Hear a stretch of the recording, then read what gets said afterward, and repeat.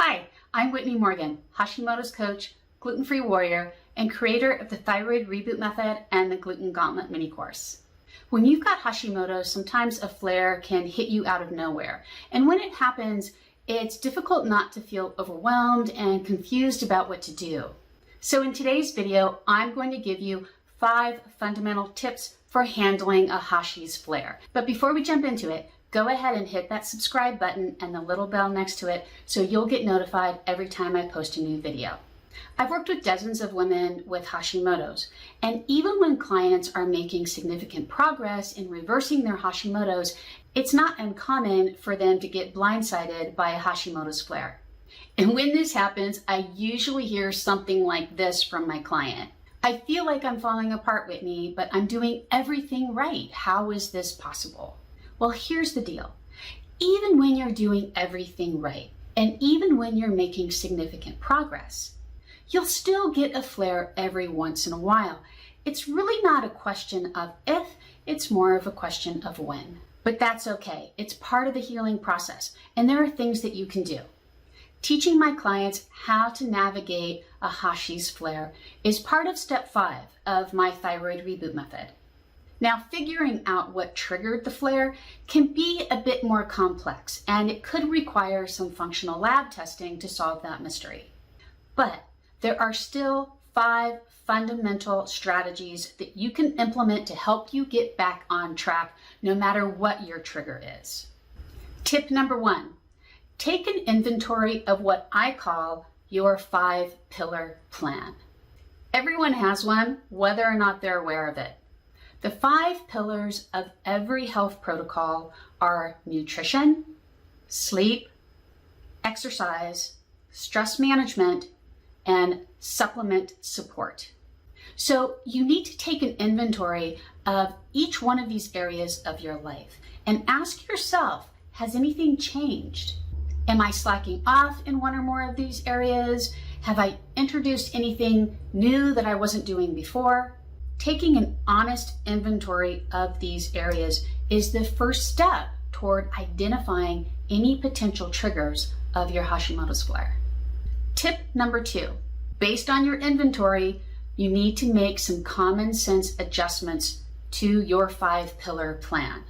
So that means clean up any dietary or sleep hygiene issues that you've identified, optimize your stress management strategies, tone down any chronic exercise patterns that you might have developed, and don't skip your supplement support. Now, if you've identified some new supplements that you've recently integrated into your protocol, you might want to look more closely at those because there could be some hidden ingredients that are part of this triggering process. Okay, tip number 3, a Hashimoto's flare usually means you've got elevated thyroid antibodies. So your top priority is to get those antibodies under control as quickly as possible. And there are 3 types of supplements that will help in this area.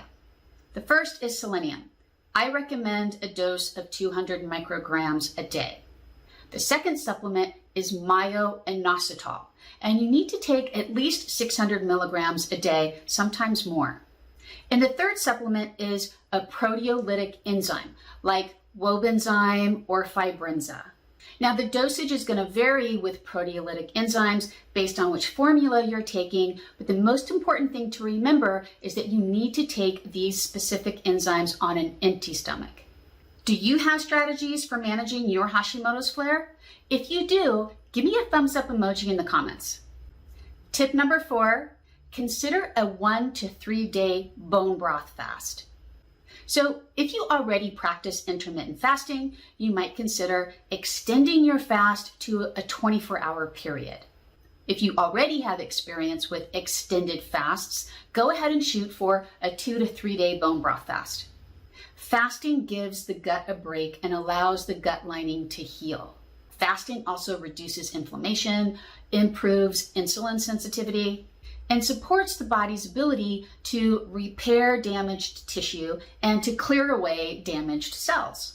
And finally, tip number 5, talk to your naturopath or your functional health coach and ask them what functional lab tests are a good idea for you to consider.